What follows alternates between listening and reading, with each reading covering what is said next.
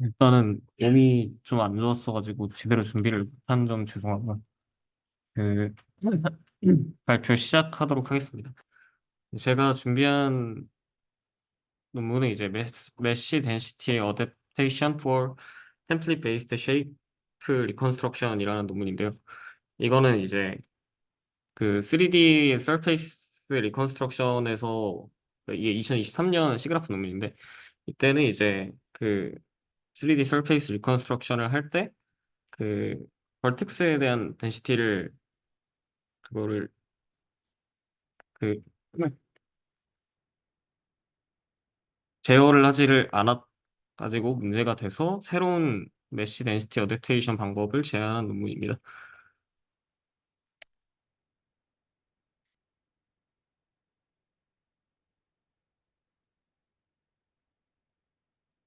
네, 인트로덕션입니다.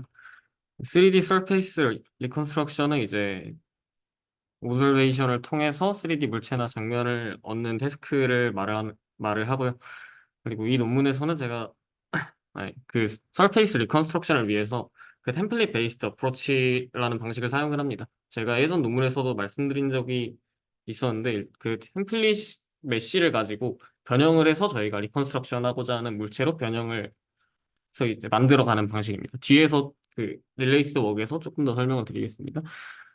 그 템플릿 메쉬를 사용하게 되면은 이제 이미지에서 서페이스 리컨스트럭션은 렌더링 결과와 일치하도록 메쉬 버텍스의 3D 위치를 업데이트하는 작업으로 축소하게 됩니다. 그래서 템플릿 베이스드 어프로치는 이제 이 G 형태의 에너지를 반복적으로 최적화하는 것으로 공식화된다고 하면서 된다고 합니다. 그래서 여기서 이제 이 G에 들어가는 P는 템플릿의 정점 위치, 그 템플릿 메쉬의 정점 위치를 말을 하는 거고요. 그리고 이제 O는 이미지나 주어진 3D 표면인데 저희가 스캔을 한 그 이미지의 위치나 아니면 3D 표면을 그 측정된 값을 전달을 해주는 겁니다. 그래서 이 템플릿 베이스드 어프로치는 인버스 렌더링 프로블럼에서도 3D 영상을 재구성하는 데도 사용이 되고요. 근데 이런 인버스 렌더링에서 최근 연구에서는 그 피의 평활도라고 이제 부드러운 정도, 그 되게 그 메쉬가 이제 딱딱하게 로우 폴리로 나오는 경우가 있고 되게 부드럽게 나오는 경우가 있잖아요. 그 부드러운 거를 말을 하는 겁니다. 거기에서만 초점을 맞추고 대신에 그 템플릿 메쉬 정점의 밀도를 처리를 하지 않는다고 합니다. 그래서 이렇게 밀도가 높아지게 되면은 이제 시간도 오래 걸릴 뿐더러 그 디테일한 부분은 잘 되지 않는 문제가 있습니다. 그래서 이를 위해서 이 논문에서의 핵심 아이디어는 그 평활도에 대한 정교화와 함께 적용되는 메쉬 밀도 적응 에너지를 설계하는 것입니다. 네, 그래서 앞서 말씀드린 템플릿 베이스드 쉐이프 리컨스트럭션인데요. 그 템플릿 메쉬 피팅이라는 것은 그 3D 리컨스트럭션의 일퍼스트를 줄이기 위한 방식입니다. 그래서 이제 최근에 3D 쉐입 리컨스트럭션은 그, 그 동그란 구형 템플릿 메쉬를 이용을 해서 제너스 0 3D 쉐입이라는 걸로 재구성을 하는데요. 이게 그 스캔을 하는 물체가 보통 뭐 TV라고 예를 들면은 여기에 어디 구멍이 뚫려 있진 않죠. 그리고 구도 이제 어디에 구멍이 뚫려 있지 않습니다. 근데 도넛 같은 경우에는 이제 구멍이 뚫려 있거든요. 그런 구멍의 개수를 간단하게 말해서 구멍의 개수를 이제 제너스의 숫자로 표시를 합니다. 그래서 9와 이제 뭐 TV처럼 구멍이 안 뚫린 물체는 제너스 0으로 하고 그리고 대부분 그 스캔을 하는 물체들은 웬만해서는 제너스 0의 모델 그 모습들이 많습니다. 그래가지고 이 구형 템플릿 메쉬를 사용해서 리컨스트럭션을 하는 것이 요즘에 일반적인 방식이라고 합니다. 그리고 이 템플릿 베이스드 쉐이프 리컨스트럭션을 한 연구 중에서 그 니콜렛 에랄에서는 디퓨전 리파라미터라이제이션을 도입을 해서 그 매니폴드 메쉬 그 아까 말했던 그런 부드러운 메쉬로 리커버를 하는 방식을 도입을 했다고 합니다. 근데 이 구로 이제 그냥 쭉 재구성을 하는 방식이나 디퓨전 폴라리제이션을 도입한 방식들은 그 벌텍스의 덴시티를 해결을 하지는 못합니다. 그래서 이제 돌출된 그 아까 인트로덕션에서 제가 말했던 그 돌출된 영역 같은 그 예를 들어서 토끼 모델이 있다고 치면은 그 토끼의 얼굴은 구형과 매우 유사하겠죠. 근데 그 토끼 얼굴 말고 그 귀 같은 돌출될 부분에서는 정점이 희박해질 수도 있어서 이러한 디테일한 부분들이 많이 떨어지게 된다고 합니다. 그리고 다음 릴레이티드 웍인데요. 이제 리메싱 앤 메쉬 옵티마이제이션입니다. 이제 리메싱 같은 경우는 말 그대로 이제 원래 모양을 유지를 하면서 그냥 더 나은 메싱 퀄리티를 가진 3D 메쉬를 획득하는 것을 목표로 합니다. 이제 주로 리샘플링이나 트라이앵귤레이션을 통해서 원본 영상의 미세한 디테일을 보존하는 데 필요한 적응 밀도 처리 방식입니다. 그래서 리메싱은 고정된 형상을 처리를 해서 더 나은 품질의 메쉬를 얻는 데는 유용하지만 이 템플릿 메쉬가 정점 연결성 변화 없이 그 목표 형상을 향해 운영되는 이제 템플릿 기반 재구성에는 적합하지 않습니다. 그래서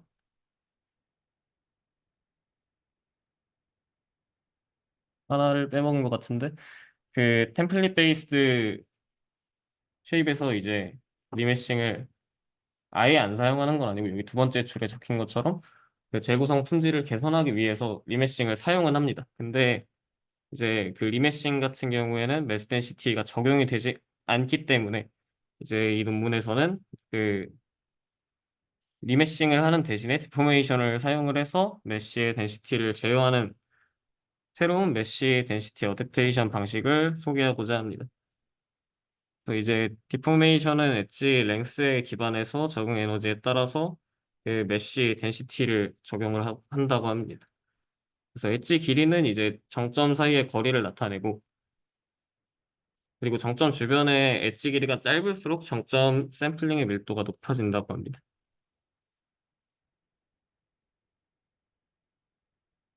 그래서 이제 에너지를 적응하는 방법인데요. 그 메쉬 밀도의 조정을 위해서 이런 엣지 길이를 사용을 하게 됩니다. 이 LPI가 이제 에버리지 엣지 랭스를 말을 하는 거고요. 그래서 이제 정점의 위치 배열이라는 P를 이제 P가 주어지면은 이제 정점의 평균 엣지 길이인 LP는 이제 이 1번 식과 같이 계산이 되는 겁니다.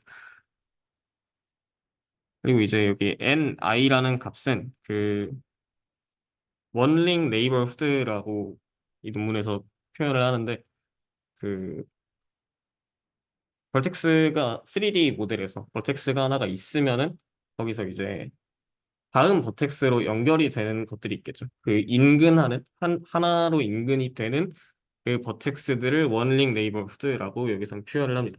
그래서 이 NI가 그 PI가 가지는 그 인접된 그 버텍스들이고요. 그러니까 버텍스의 집합을 얘기를 하는 겁니다.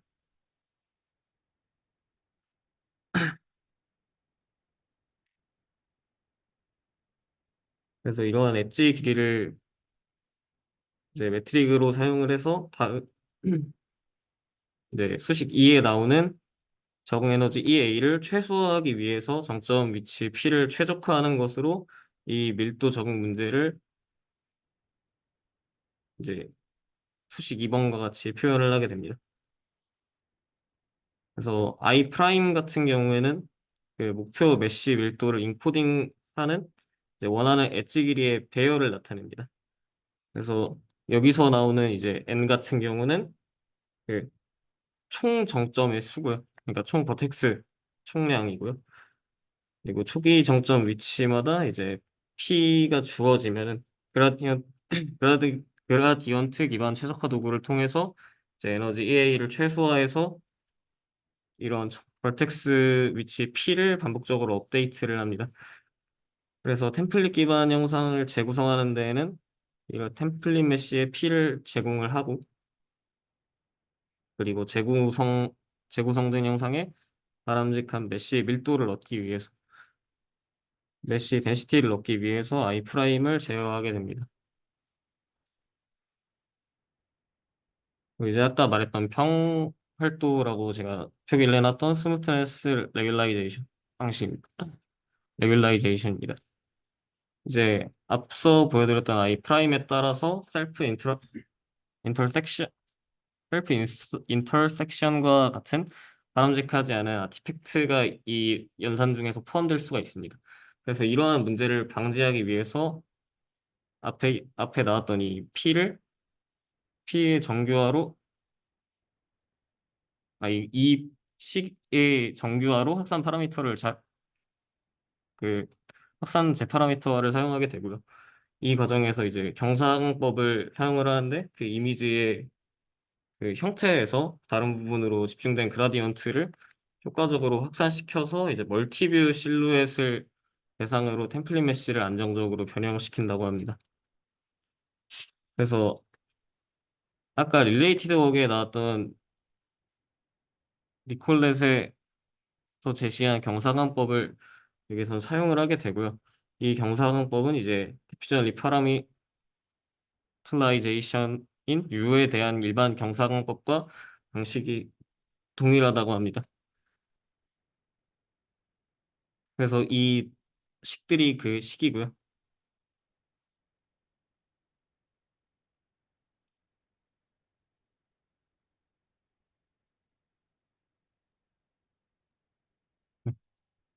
그리고 이제 스무트니스 레귤라이제이션을 위해서 라플래시안 레귤라이제이션을 사용을 하기도 한다고 합니다. 그래서 이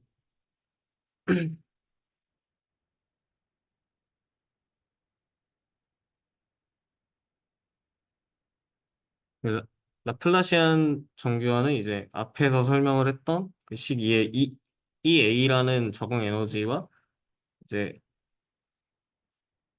목표가 상충되는 부분이 있다고 합니다.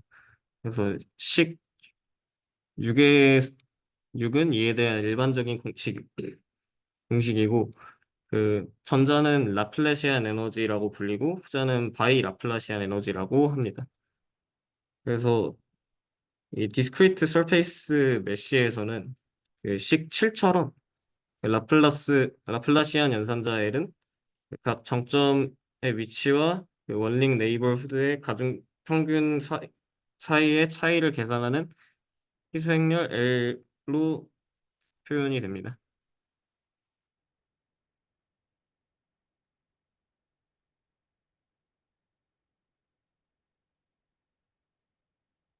그래서 이제 이러한 라플라스의 정규화가 그 이산 라플라스 연산자 L로 인코딩된 메쉬 밀도를 강제를 하고 각 i번째 정점에 대해서 pi가 이웃의 가중평균과 일치할 때 라플라시안 값은 작아지게 됩니다. 라플라스 연산자를 최소화하면 정점이 이웃의 가중평균을 향해서 이동해서 메쉬 밀도가 조정되어 원하는 메쉬 밀도와 일치하지 않을 수 있, 않을 수 있습니다. 따라서 라플라시안 정교화는 메쉬 밀도를 조정하려는 목표와 충돌할 수 있다고 합니다. 인버스 렌더링입니다. 그 메쉬 밀도 적응을 옆 렌더링 문제에 적용을 하게 됩니다. 구체적으로 이제 멀티뷰 이미지 세트가 주어지면 입력 이미지와 일치하는 3D 모양을 재구성을 하게 됩니다. 그 굴을 템플릿 메쉬로 사용을 하고 또 이제 굴을 다중 뷰에서 대상 렌더링을 생성하는 3D 모양으로 변형하는 이제 앞에서 언급을 했던 니콜렛의 설정에서 그 언더 샘플링을 해결하는 방식을 변경하게 됩니다. 이제 니콜렛의 방식에서는 그 메쉬 밀도에 대한 명시적인 제약이 없기 때문에 복잡한 구조 근처에서는 이 샘플링 부족으로 인해서 결과에 대한 디테일의 손실이 발생한다고 합니다. 그래서 이제 니콜렛 방식에서는 주기적인 리매싱을 통해서 언더 샘플링을 해결은 했으나 그 리매싱을 자주 하기 때문에 버텍스의 수가 그만큼 증가를 했다고 합니다. 그래서 이 논문에서는 리매싱을 하지 않고 언더 샘플링 문제를 해결을 하고자 했습니다. 리매싱을 수행을 하게 되면은 이제 앞선 식을 다시 계산을 해야 되고 그로 인해서 그 최적화 변수의 수가 변경이 되게 됩니다.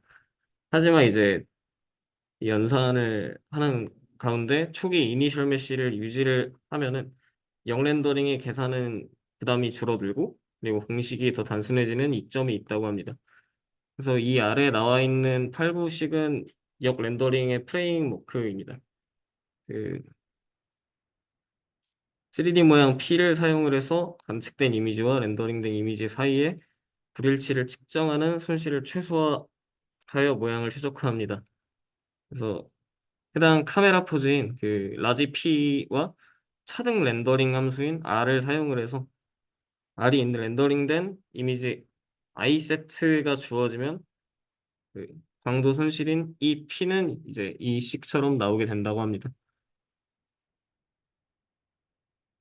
그리고 이를 최적화해서 손실을 최소화로 만들게 됩니다.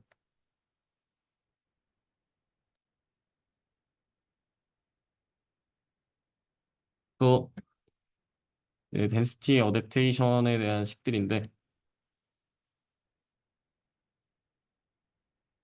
여기에서 나오는 그 스무스 레귤라라이제이션을 그 최소화한 식 5번과 이제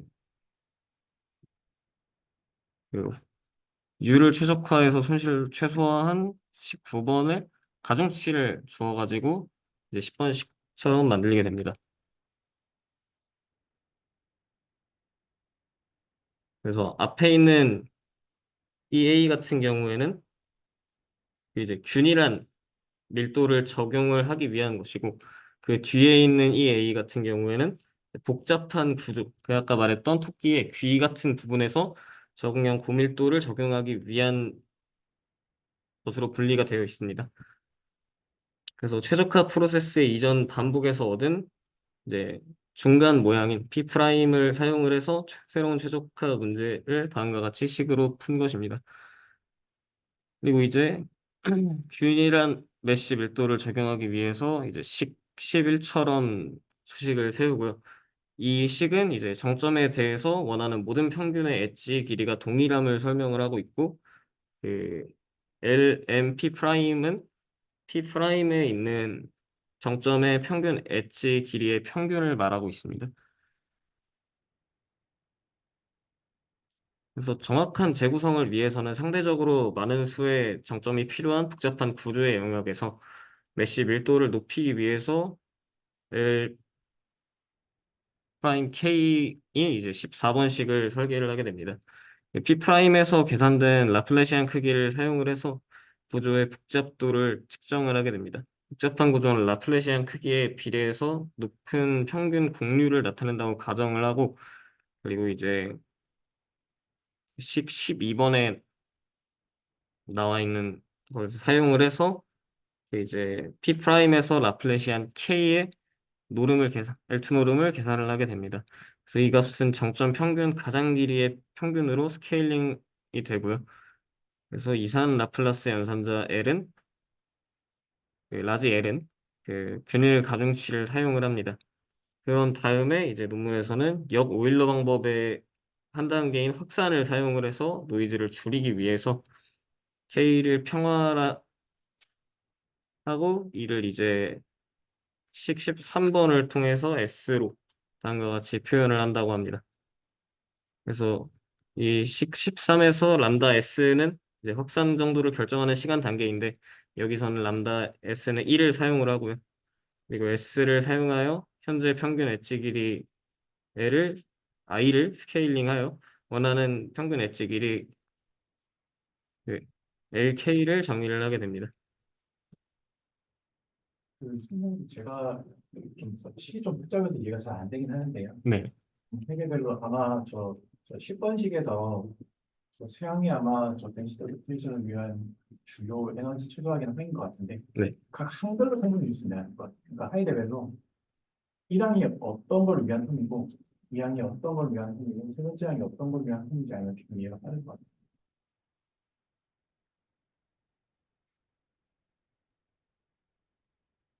잠시만 기다려주세요. 예, 1항 같은 경우는 지금 여기서 사용했던 그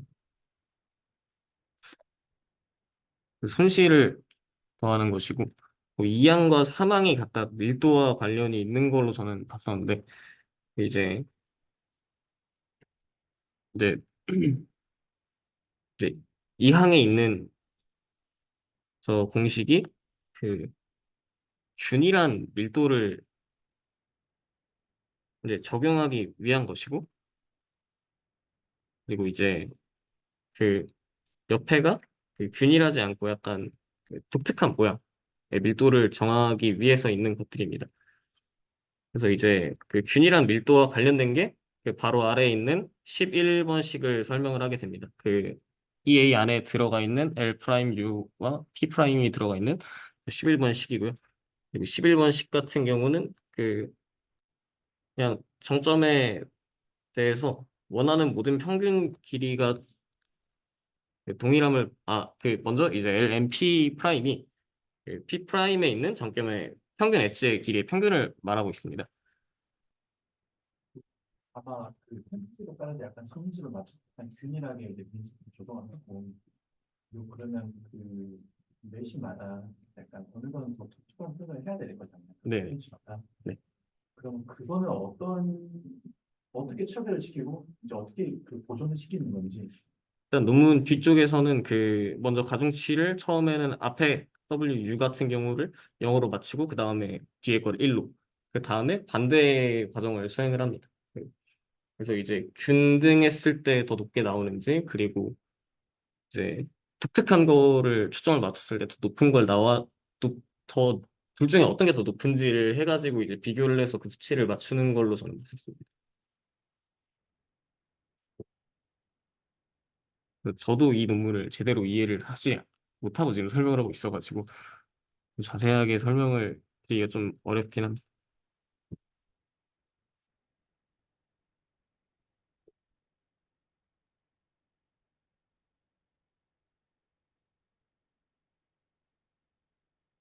그래서 그 이제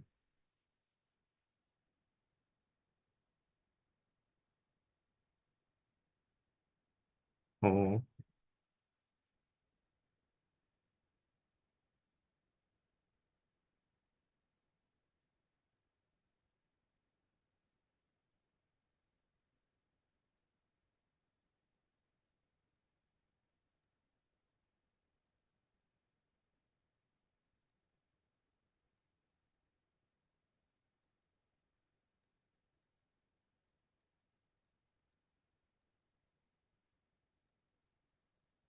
일단 식14를 마저 설명을 하고 이제 넘어가도록 하겠습니다. 넘어가고 아, 결과 다음 페이지로부터 해도 될 네네. 것 같은데요. 네. 그래서 이제 그러한 가중치를 스케줄링 하는 거를 방금 얘기를 했던 건데 여기서 이제 둘 중에 어떤 게 0인지 어떤 게 0이 아닌지 그런 식으로 둘 다 0일 때랑 이렇게 비교를 해서 모양의 디테일을 그 구분을 하고 이를 적응형으로 한다고는 나와 있습니다. 그래서 죄송합니다. 0과 1로 나누는 게 아니라 하나에만 0을 두고 이제 다른 거에는 다른 값을 주고 이렇게 그냥 0과 0이 아닌 숫자로 나눠서 이제 가중치를 주고요. 그렇게 해서 이제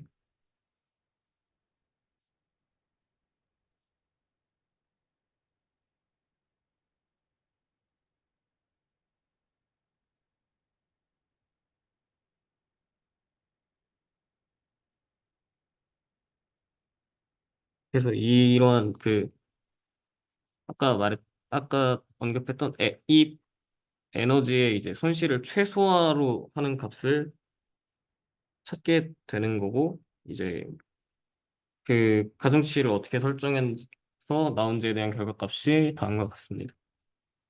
그래서 가중치를 모두 0으로 설정을 했을 때가 이제 데이터 손실을 가장 낮추는 것으로 결과가 나와 있습니다. 추정 결과입니다. 그래서 그림에서는 이제 그 아까 이제 식 67에 나왔던 라플라시안과 바이 라플라시안으로 구한 값으로 구한 값과 그리고 이제 니콜렛의 방식, 그리고 저희의 방식과 그라운드 수를 비교한 결과값을 나타냅니다. 그래서 이제 표에서는 니콜레트의 방식과 그 여기 논문에서의 방식으로만 표현을 하는데, 앞에 게 이제 챔퍼 디스턴스라고 그 포인트 클라우드에서 디스턴스를 구하는 방식이고요. 그리고 뒤에 거는 MSE 방식으로 이제 표현을 했습니다. 그래서 전반적으로 챔퍼 자체는 그 니콜렛의 방식과 이 논문의 방식이 유사한데, MSE가 조금 많이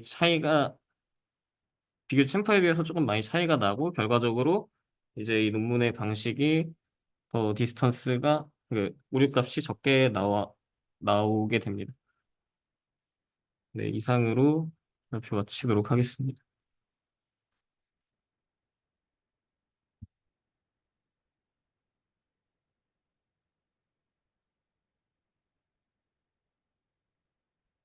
질문 있으신가요? 끊었습니다. 아, 공유를 끊어.